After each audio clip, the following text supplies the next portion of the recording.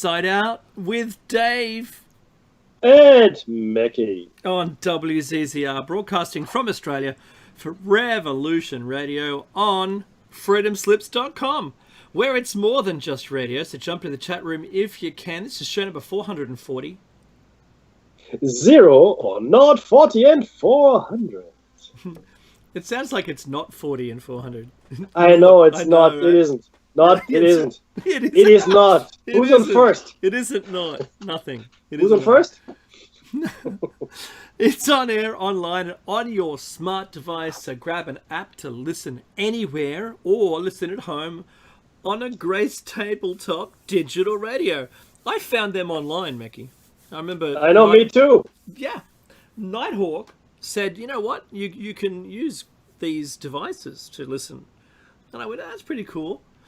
And I didn't realize how good that was and how so long ago, Becky, that was. Now you can listen to it with your streaming services through your Google Home Play. It's really cool. Anyway, find the appropriate streaming service that you require. Now, how can someone ring me right now? That's not going to happen. Oh, that's copyrighted, dude. Yeah, like the person who rang me also knows that I have a show, so that's really funny. If you missed Solaris' show, there's a segue of the year. Segue, show. You know what? You did miss a great show. I caught about half of the show. Thank you very much, Solaris. Maybe 1.5 hours of it. And tonight she had the Cyber Witch Cafe with Nish, Montana, and Jordan. Is it Montana, Jordan? Oh, I think I missed a comma. Topic was spirituality and world affairs. No doubt Solaris is still listening, and she'll plug that into the chat so that I can get up to date. That might have been the message. Now, the archives for the station are available, and you ready for this? It's a secret. Don't tell anyone. They're free until the end of the month. Delicious. Free-licious. Free, yes. And look, even, you know what?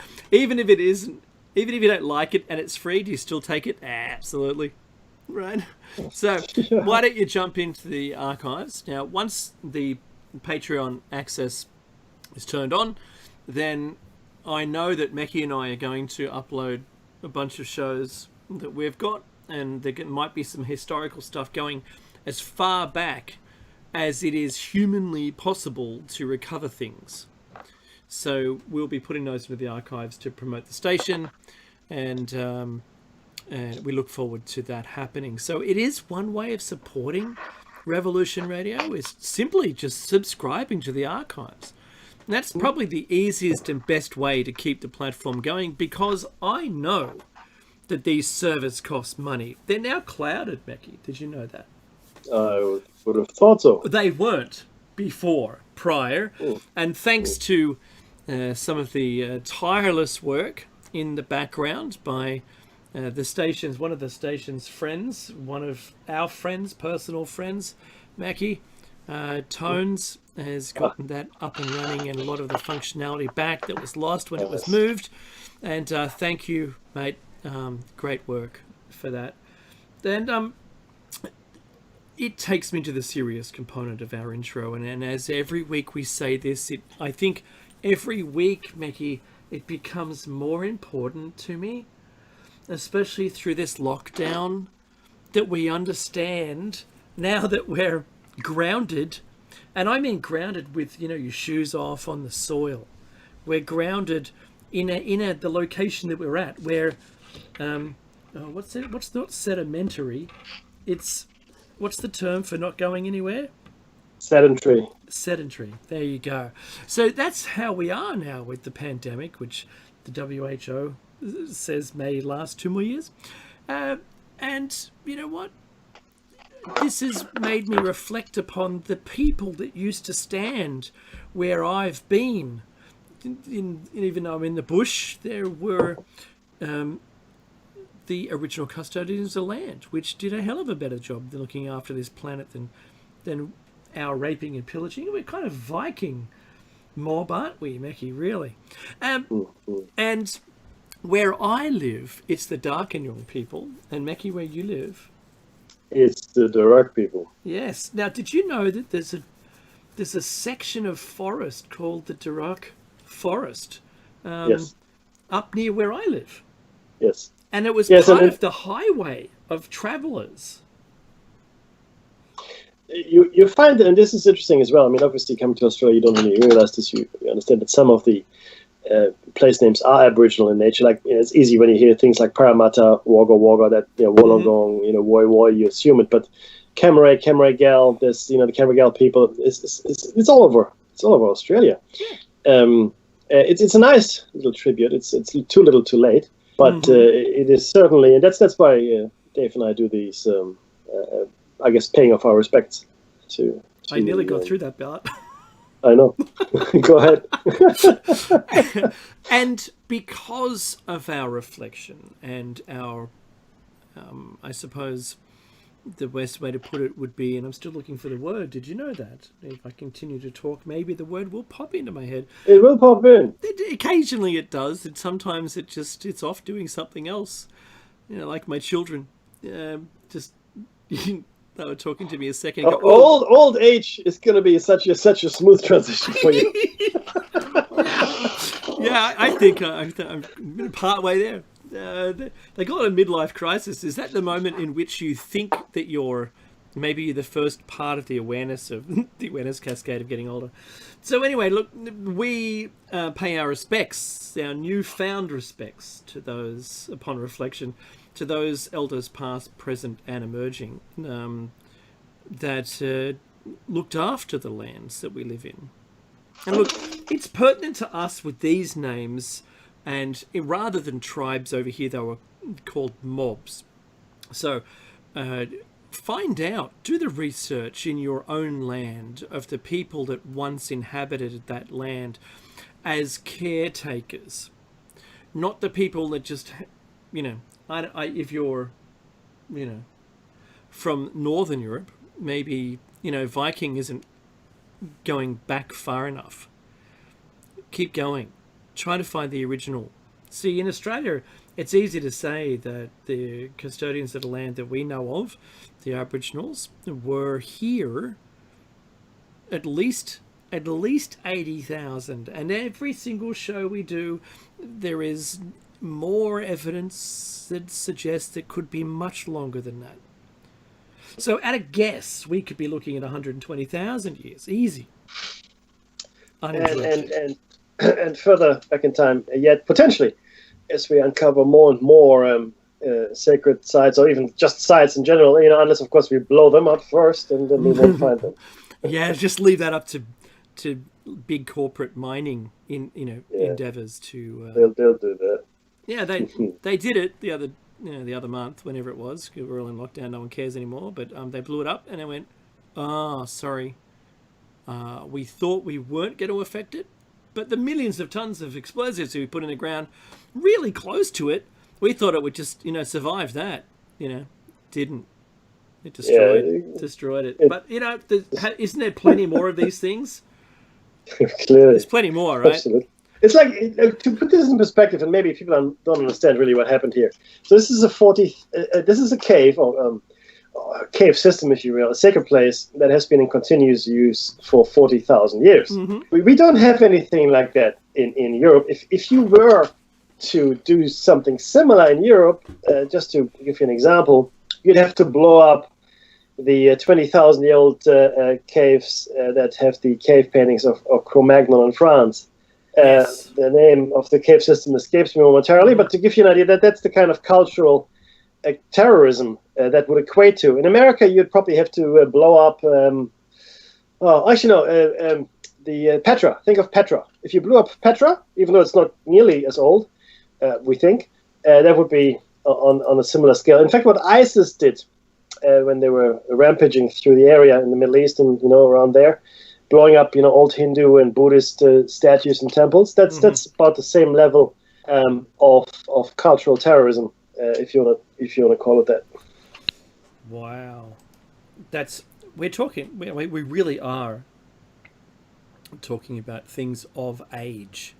Considering, Mackie, that at the time of the, with 14,000 years ago, maybe minus 12,500 years, we were looking at an impact in which stories would have been remembered in Australia with continuous occupation. Well, that's the kicker. You're right. This is a culture. It's a culture that has a memory that reaches in parts as far back as that. Yeah, absolutely. Completely. And while there were massive tool down events all around the world because of the same event, and the sudden melting of the North American ice cap, glacier, and fire and rain, Mackie, in India, that's my favorite example, that there would have been devastating tsunami that washed across Australia from that Indian Ocean impact. And definitely. Absolutely. And that these stories that conclude or have the same because of the same origin, they talk about the same event around about the same time, it was all very long ago, and they happen to all have the same story based around them. Anyway, that's not the point that I was going to make.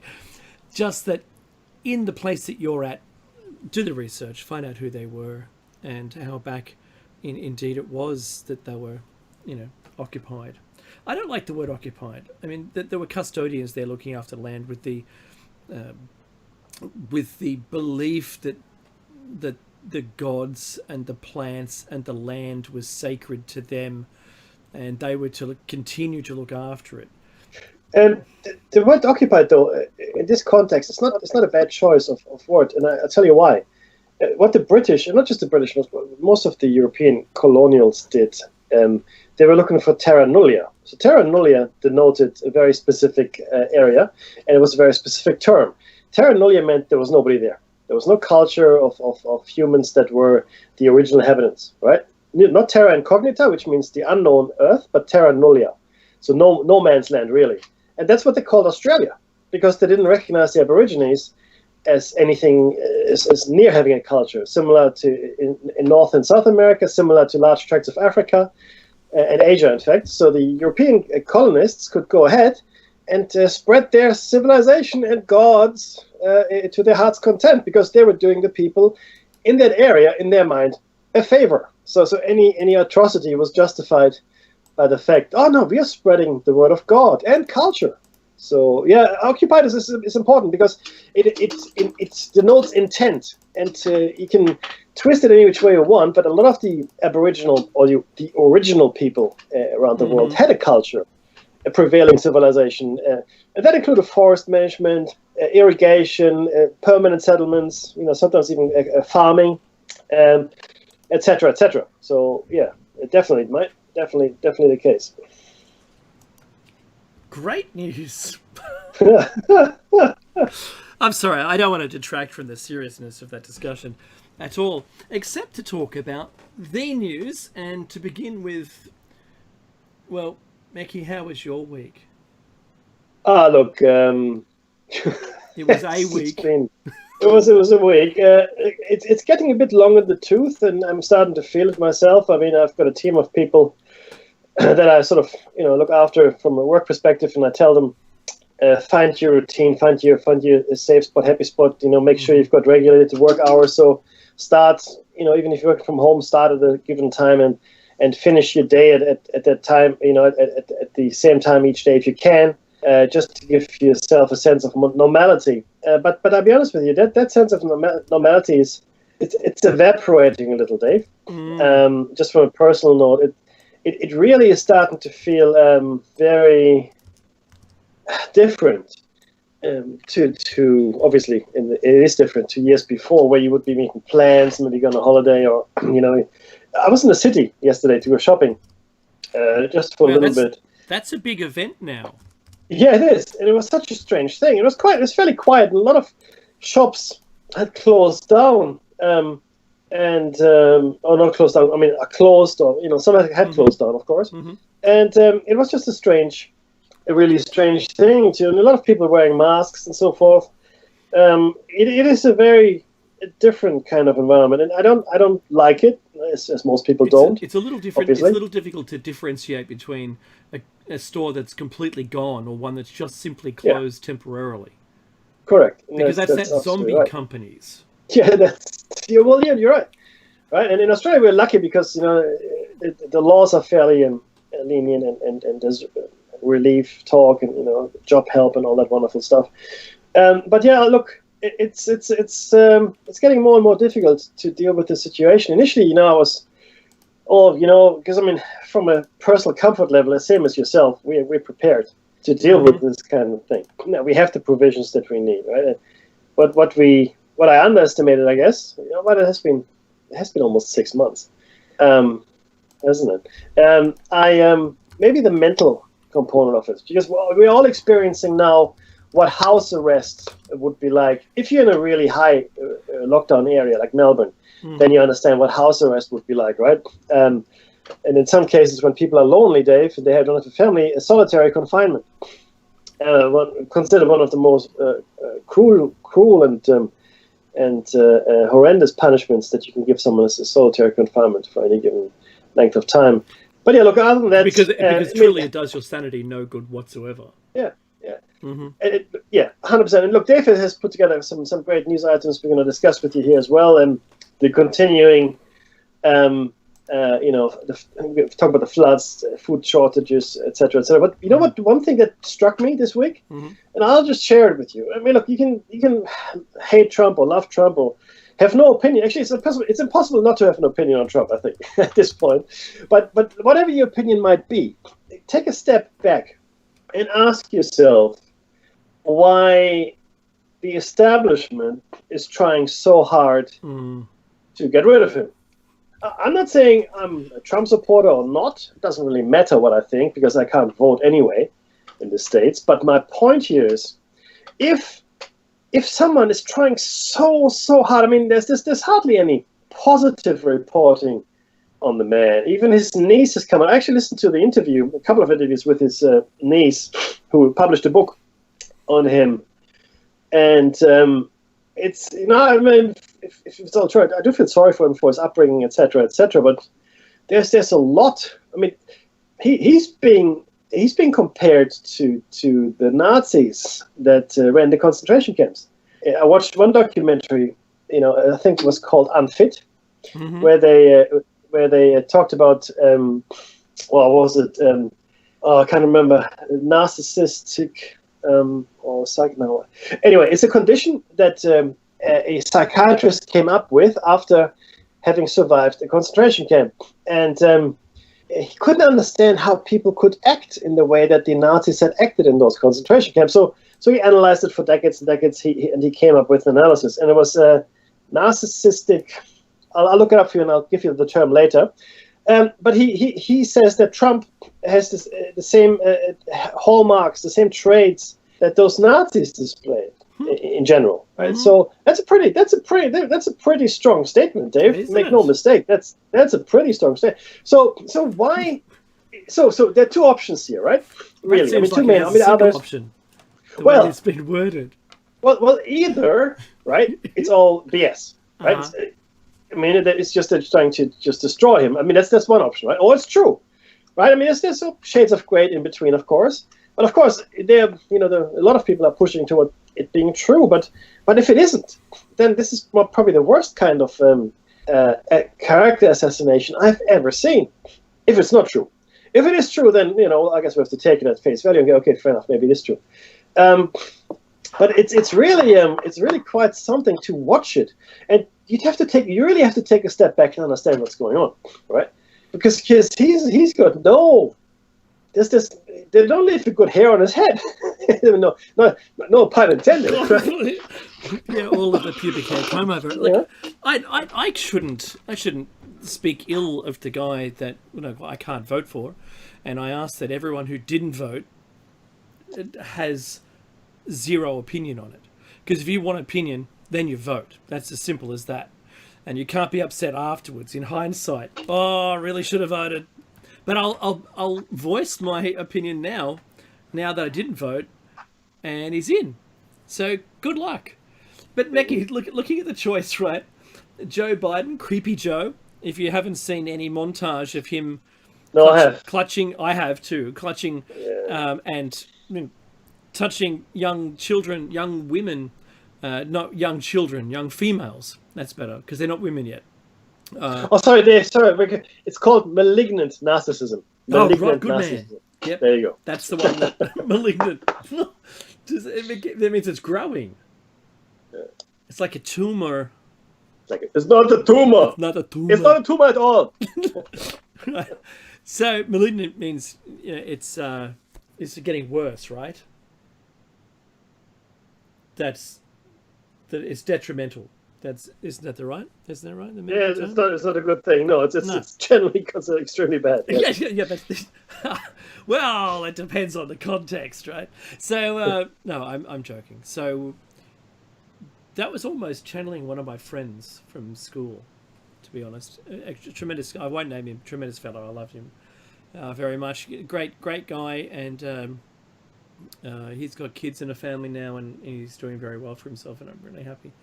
That didn't sound right. But anyway, what I wanted to say is Creepy Joe, there's a montage of him fondling kids, in group photographs and trying to pull them closer and smelling their hair.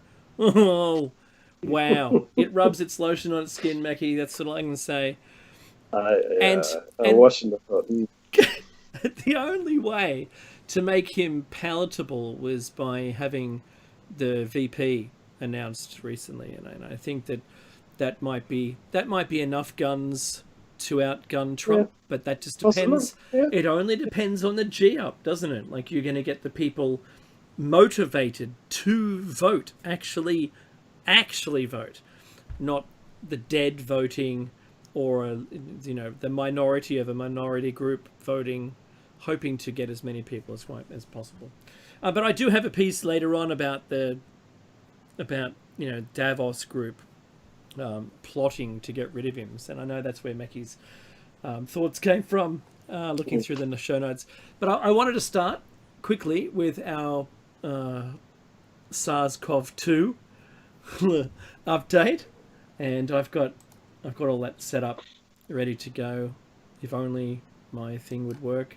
So it should be the right screen. Hang on, screen. They've got a pill for that on ointment if your thing doesn't work. So what? Is there? No, I'm sorry, you just left that open. I could not. I had to walk through that door. There's an ointment. There's an ointment for that. Bushmate's knee.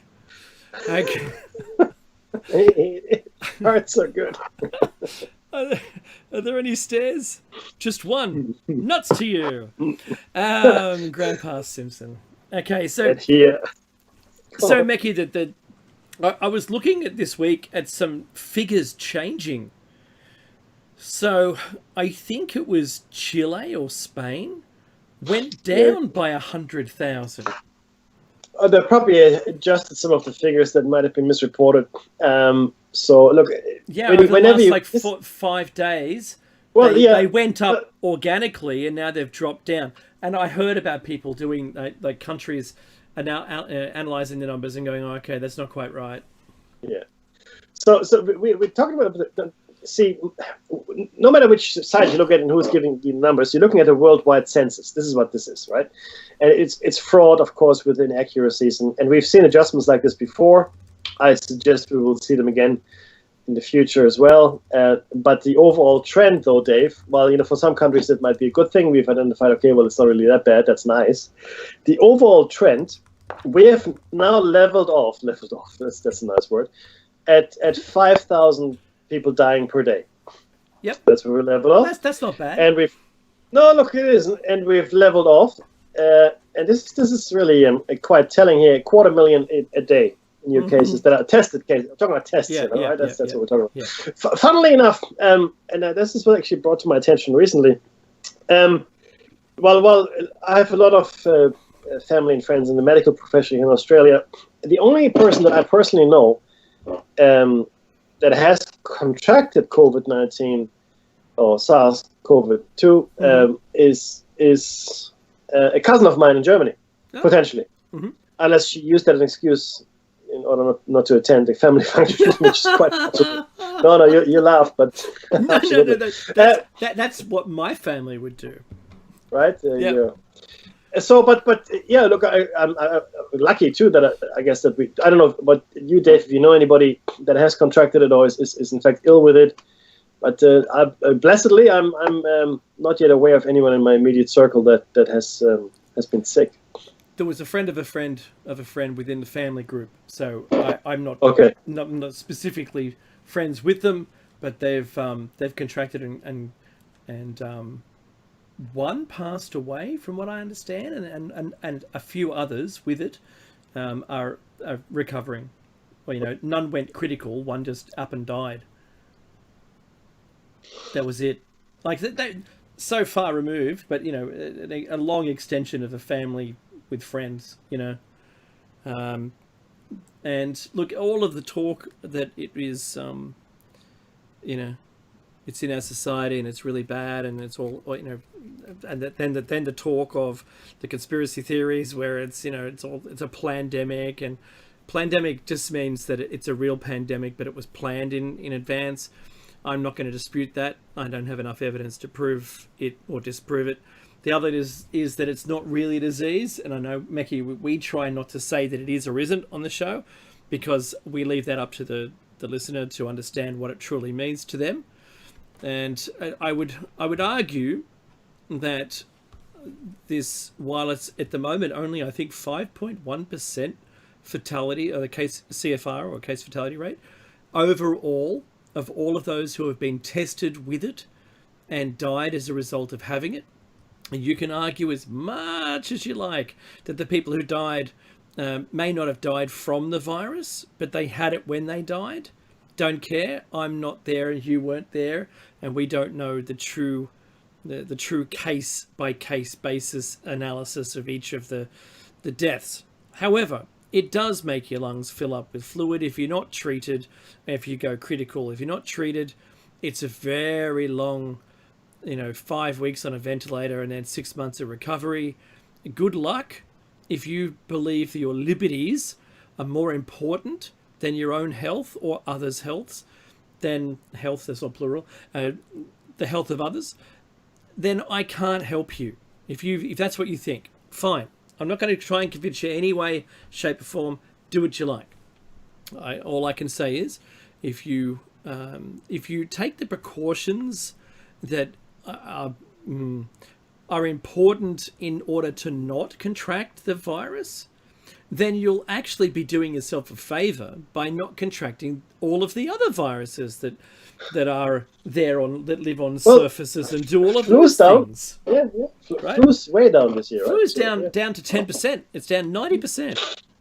Yeah. 90%. And they think totally is because we've now started to clean ourselves. But I think we'll clean ourselves into sickness as a long-term goal of maintaining this kind of cleanliness where we're killing 99.99% of all the bugs we touch, that we're not going to actually get the contact with the things we need, and will eventually empower them to kill us even faster. Because that's the same thing happened to penicillin, see? But look, moving on, one state in Australia made us go up 15,000 numbers. 15,000 cases, Meki, since in the last month. 15,000. We were happy, and we went up. And it's all simply relax, Narara. That's funny, June says. I get a little soapboxy. I know Meki does the same too, so it's all good. We're all friends here, right? And isolation, it does funny things to you, as we spoke about at the top of the show. Moving on, though, because I don't think there's anything left there. One of the outcomes of this is there's now, sporting events in Australia, for instance. The pandemic has changed sport as we know it, both for the players and for the fans. Now the players are isolated, and the fans, well, they can't go to watch it because you can't have that many people in a close proximity to each other. So I would imagine when I heard about them cutting fans out and how sport would change, I started to think about it.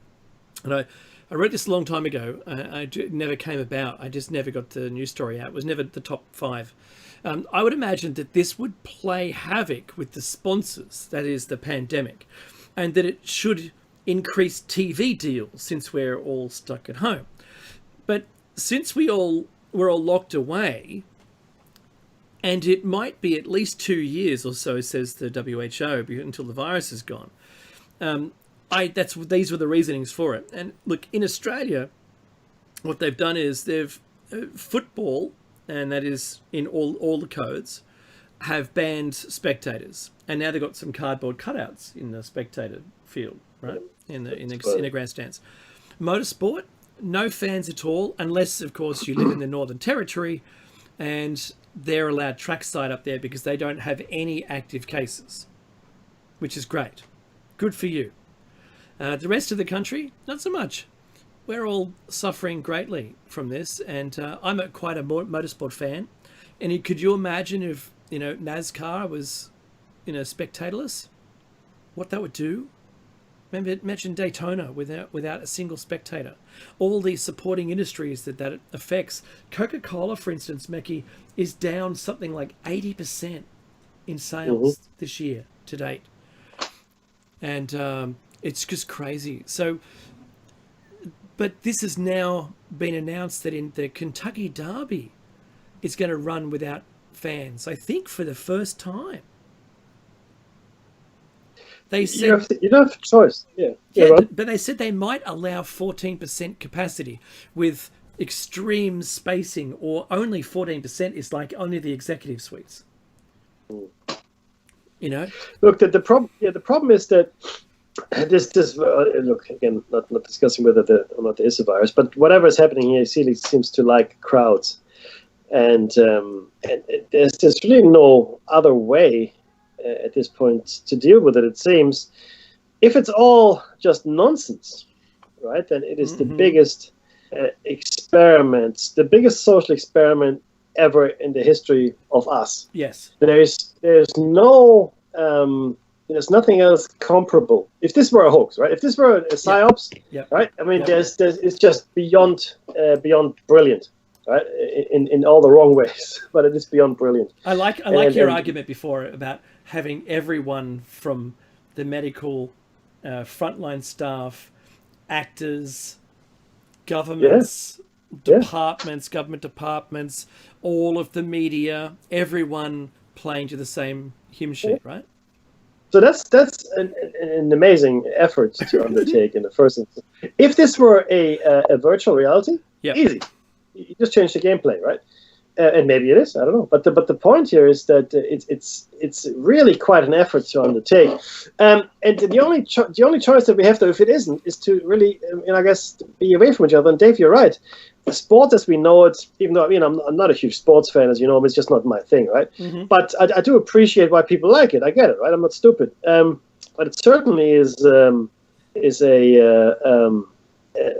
wake-up call, maybe to the fact even that we don't need spectators, it seems, right? I mean, if maybe, like you said, it'll just become a TV event.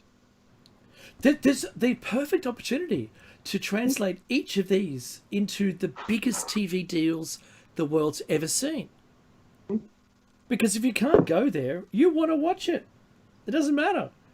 There are events right now which are translating really well into television, into the gaps. And to be honest, I race myself. I'm a V8 supercar driver in the E series using iRacing, online only, and now that's being televised because the real drivers couldn't race. And it's broken through. And it's in there, and it's got a huge fan base now because there was a gap. Now that the V8s are returning again back to, that's our equivalent of NASCAR, guys, in Australia. It's like the V8s. But they're returning, and there's still the same crowd watching the iRacing mob because it's a driver's championship rather than the person with the most money. Because the person with the most money in the real cars, unlike the NAS cars, can modify a component and spend 20 million on a front hub where the wheel connects just to make it lighter and, I don't know, just they could do things to it. Whereas in NASCAR, almost the whole car is locked down to change. You can't. It's all a controlled front hub, some front suspension. Engine is a crate engine. We still allowed mods. So the teams who have the most money tend to win, sort of like when we saw, he was the Stig. Oh, he's in a coma. Skiing accident. Michael Schumacher. So Michael Schumacher was winning because he ran for the team with the most money to make the most modifications. All of that helped. So this is the tragedy here is only all of those huge stadiums that we've contracted to create. I look at almost like the Colosseum now. I see it in a way that we can't really go and inhabit it. There's no more shows on there. Doesn't really matter where they are. And I don't care if the whole thing's CG anymore. But how, Mickey, if it doesn't translate well to television and we don't get these big TV deals, how can the government make us keep us entertained and fed? Well, entertained again. It has to be a TV thing, obviously, right? The keeping us fed, that's not really a problem. Not for Australia. We produce enough food. Globally, it's a different story, of course. Globally, we're staring down food crises after food crises. Nice little segue there. I know, right? Thank you, and which is of course related to some of the weather events we've been having. Some of the natural. Forget COVID-19 for a second. Forget it. Out the door. Gone. Bye. Right. See you later.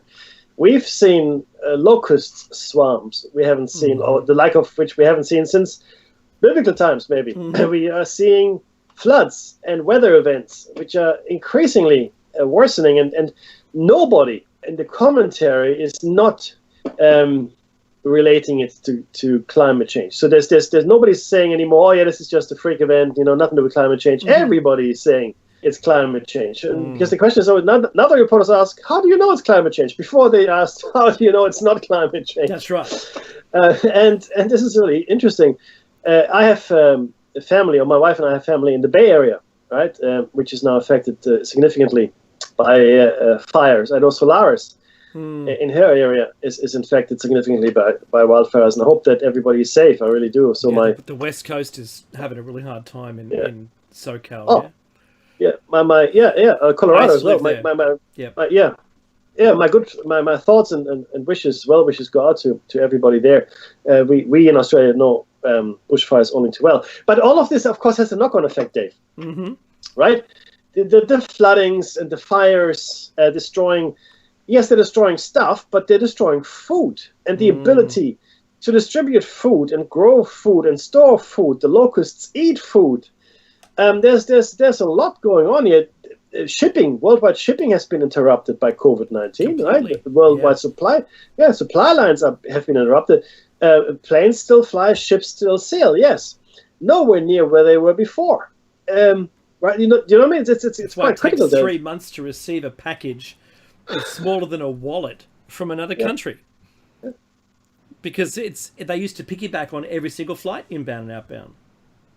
That's exactly right. And now there's so few flights, but everyone's buying stuff. It's crazy that they're not getting shipped around. And Mickey, the flooding in China is pretty bad, with the fifth wave coming down to the Three Gorges Dam. It's hit new heights, and I've just got a live feed of the Three Gorges Dam. It's not anywhere near the danger levels right now. It's only at 166.5 meters.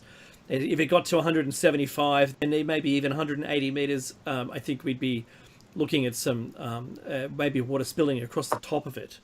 At the moment, they've got every single outlet open in the hope to try and relieve it as much as possible. Obviously, to the detriment of everyone downstream, because before the flooding was occurring with only 6 or 7 of the outlets open. Now all 9 of them are open, and they're talking about something like 60,000 cubic meters per second. These are large numbers, guys. But what's coming down is 75,000 100,000 cubic meters per second. So what's coming to the dam from upstream with the 20 inches of rain they had last week, during the week just gone, that fell upstream is coming down to the dam. There's still more rain anyway, and look, their crisis is not over. Let's put it that way. But I wanted to say this, Mackie, because when the message in the media stopped questioning climate change and turned into agreeing with climate change, it started me thinking, with all of these disasters going on, is this truly climate change or is it HARP? Because HARP was climate modification. And so maybe, like, many of you might have questioned whether HARP is a real thing. Maybe the information I'm about to impart to you may help you decide. This is a record-breaking summer in the Northern Hemisphere, has already seen rain, hail, snow, in summer, snow, lightning and high wind. China's monsoon season is proving to be the worst for total rain fallen within the fifth flood, and that I mentioned, heading towards the Three Gorges Dam, where 20 inches fell upstream. It's already broken records. It's broken records also in cubic feet per second coming down the river. Snow has fallen more than once in a drought on their farming land. That's up in the northeast farming land.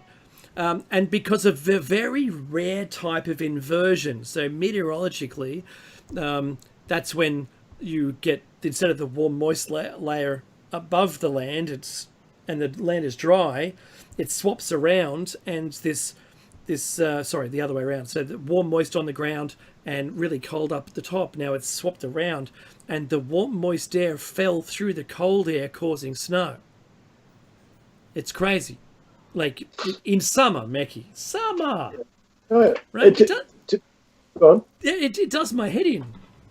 To be clear, though, I mean, maybe we should be a bit more specific. So HARP is a thing. Yeah. There's no one says HARP doesn't exist. So what HARP actually means is High Frequency Active Auroral Research Program, right? That's right. And it was initiated in the early 90s, I think 93. I first heard it at the Nexus conference when Nick Begich was speaking and warned about it. And it is ionosphere research, right? I mean, essentially, there's a whole bunch of stuff they're trying to do around there.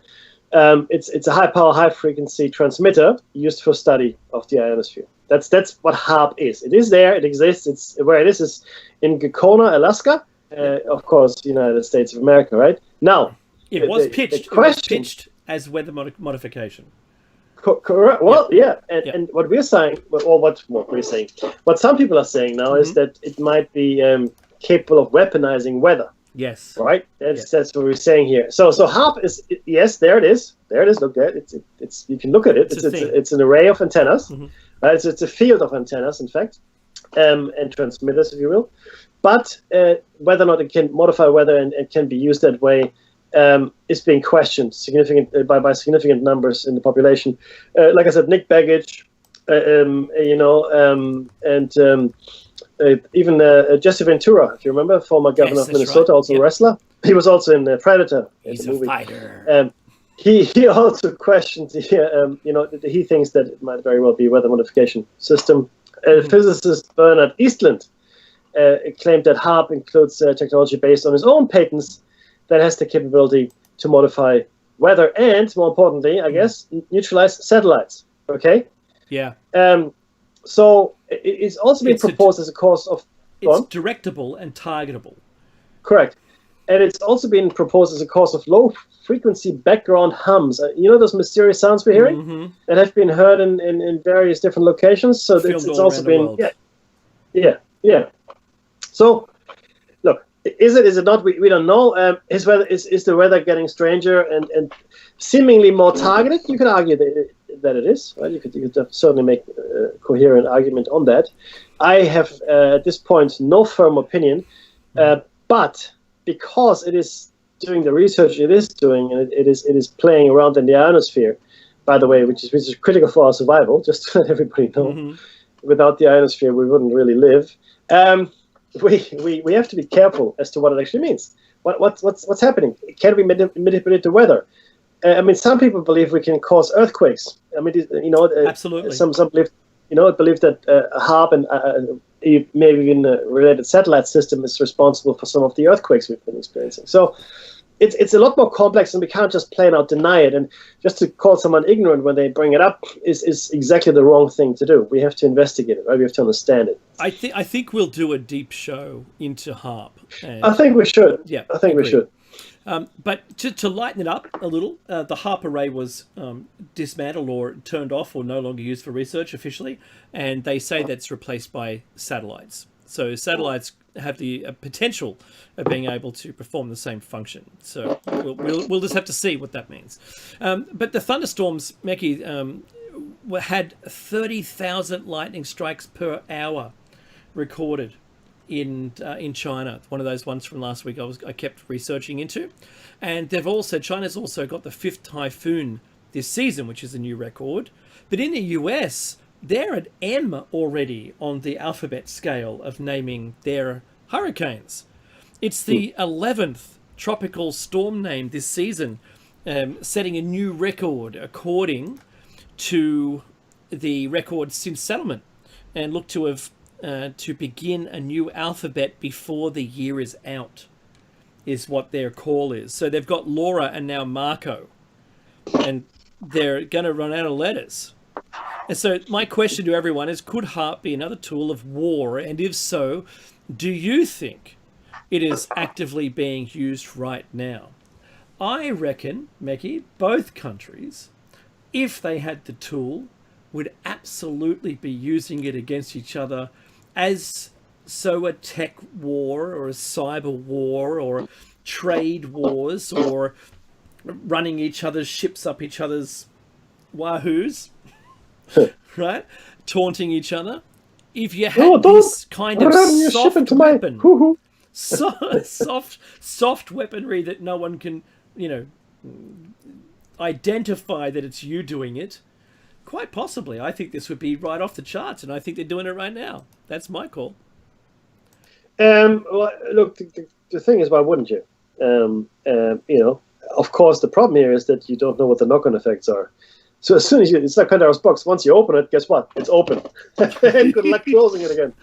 Because if there's only a certain amount of ability to cool the planet, and there's only a certain amount of water in the atmosphere, and you're taking it from here and putting it there, then you're taking it from somewhere else. And that's the kind of knock-on effect. Is there overall a terrible outcome of doing this? Are we playing with something like fire? Are we going to set fire to our house, our own house? So we've always done this. So before Hiroshima and Nagasaki, some of the scientists quite seriously thought, well, if we set those devices off, are we going to set the atmosphere on fire? Right? I mean, these were serious concerns because we didn't know. We had no idea. Not really, right? And now, was draining the ocean. And now any technology that comes along, where you influencing massive natural systems, our atmosphere being the largest natural system that we can think of, bigger than the oceans, it should give us pause. Unless, of course, that's exactly the intent. Some people argue, Dave, and this is tinfoil hat zone and all that our planet is being not terraformed, but whatever formed to make it more palatable to whoever is going to come after us, right? So, there's that thought bubble there as well that our planet is now being, it's being made ready for colonization. Is that true? Honestly, I don't know. Would I say it isn't? No. Anything is possible ultimately, right? The question is, how probable is it? That's the question here. Is it just too far fetched? Now it actually goes back further than what I'm just going to say. But I came across it, maybe not for the first time, but certainly more aware when I watched They Live, because one of the themes in They Live is that they are the aliens, as it were, or the dimensional travelers, or whoever they are. They are changing the planet to suit themselves. That's right. So there was a direct. Exactly, on V, same thing. So it's a theme. It's out there as a thought bubble. Is it true? It's certainly a possibility. So, all of this weather modification leads to what has been called out worldwide food shortages. Now, we're aware of the food shortages that are occurring currently in China, where Xi Jinping has announced that they have to put an end to food wastage, which, when you read between the lines, is really just saying we're going to be short on food, guys. I wouldn't be wasting it if I were you. Yeah. So that's really what I read into that. And it's actually gone on to so much to target certain people on the internet that are encouraging how certain much eating food habits. they make for themselves and try and gorge on it. Yeah, yeah. So the government is not clamping down on that, right? So, but it comes as most of the farming land is underwater. The corn, wheat, rice, and are beneath the waters. They're beneath meters of water. Cattle have drowned, have been washed away. Food stores are now mouldy, which we've seen video leaked of that. And imports are currently suppressed with the pandemic. We're still exporting, and they're still importing, but the amount and the quantity of and the frequency of that is down. So it's going to probably be pretty bad. Now, I'm calling out here, Meki, that they might be the canary in the mine as an indicator of what is to come our way, rather, or at least a message coming from the UN says that this will at least last 50 years. 50 years as an outcome, as the world faces a food crisis. The UN is warning because of a pandemic-led recession globally. Depression, in fact, I would say. They were being very light in their wording. Yeah. I think we're looking at a global depression similar to the 1920s. Oddly enough, 1920s, right? 2020s now. Yeah, that's right. So I think the depression is there, or certainly not far off. And this is the year of hindsight, Mickey. 2020. Well, look at yeah, that's right. Coin the phrase, right? You look at. Yeah, I know. Look at it is right. Hindsight is 2020. And the thing is, this is, I mean, the effect on the jobs market. People are unemployed.